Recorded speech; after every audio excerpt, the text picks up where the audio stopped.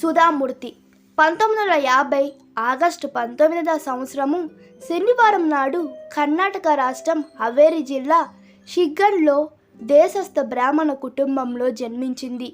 తండ్రి ఎస్ఆర్ కులకర్ణి వైద్యుడు. బాల్యమంతా తల్లిదండ్రులు, తాతయ్య, నానమ్మల మధ్య గడిచింది. ఈ అనుభవంతోనే పెద్దయ్యాక how I taught my grandmother to read and other stories అనే పుస్తకాన్ని రచించింది. ఇన్ఫోసిస్ ఫౌండేషన్ ద్వారా హెచ్ఆర్ కథా దివాన్ బిల్డింగ్ హౌసింగ్, ఐఐటి కాన్పూర్లో కంప్యూటర్ సైన్స్ విభాగాలను, జాతీయ న్యాయ విశ్వవిద్యాలయంలోని నారాయణరావు మేల్గిరి స్మారక న్యాయ కళాశాలను ప్రారంభించడానికి భూవిరాలను అందజేసింది. ఎలక్ట్రికల్ ఇంజనీర్ పట్టాను బీవీపీ సాంకేతిక కళాశాల నుండి తరగతి మొత్తానికి ప్రథమరాలిగా నిలిచి కర్ణాటక ముఖ్యమంత్రి నుండి స్వర్ణ పథకం అందుకొని పూర్తి చేసింది. తర్వాత కంప్యూటర్ సైన్స్లో మాస్టర్ డిగ్రీని ఇండియన్ ఇన్స్టిట్యూట్ ఆఫ్ సైన్స్ నుండి తరగతిలో ప్రథమరాలిగా నిలిచి స్వర్ణ పథకం అందుకొని పూర్తి చేసింది. విద్యాభ్యాసం పూర్తి చేసుకొని భారతదేశ అతిపెద్ద ఆటో పరిశ్రమ ఐనోటెక్నోలో మొట్టమొదటి మహిళా ఇంజనీర్గా ఉద్యోగం సాధించింది. అప్పటికి ఈ సంస్థలో కేవలం పురుషులకే స్థానం కల్పించేవారు. దీనిని ప్రశ్నిస్తూ ఆవిడ ఆ సంస్థ అధ్యక్షుడికి ఒక పోస్ట్ కార్డు రాసింది.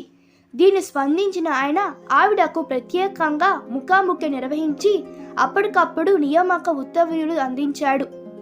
ఆ సంస్థ పూనా శాఖలో పనిచేసేటప్పుడే ఆవిడకు ఎన్ఆర్ నారాయణమూర్తితో పరిచయమై తరువాత కాలంలో వారిద్దరూ వివాహం చేసుకోవడానికి దారితీసింది.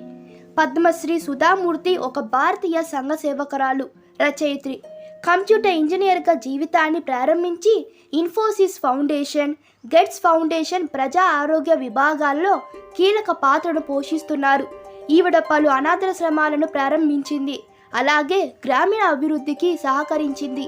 కర్ణాటకలోని అన్ని ప్రభుత్వ పాఠశాలలకు కంప్యూటర్లు అందజేసి తద్వారా పేద విద్యార్థులకు కూడా ఉచితంగా కంప్యూటర్ జ్ఞానాన్ని పొందించగలిగేందుకు తోడ్పడింది.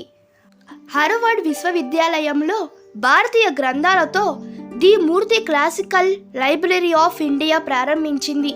తన వృత్తి జీవితాంతంలో పాటు ఈవిడ ఒక మంచి కంప్యూటర్ సైన్స్ ఉపాధ్యాయురాలు, కాల్పనిక రచనలు కూడా చేస్తుంది.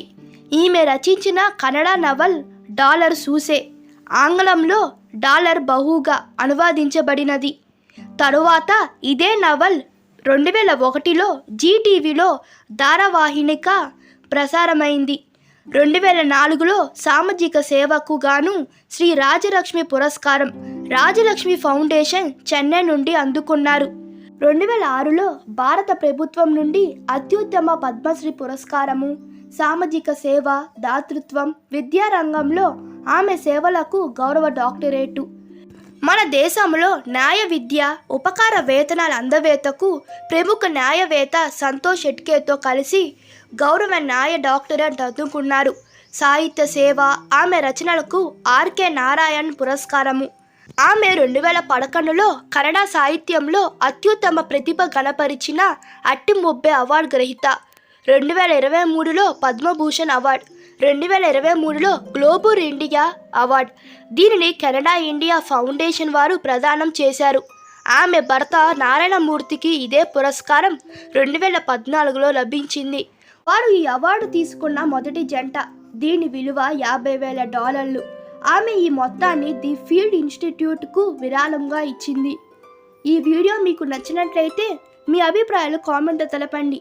Please like, share and subscribe to my channel. Thank you.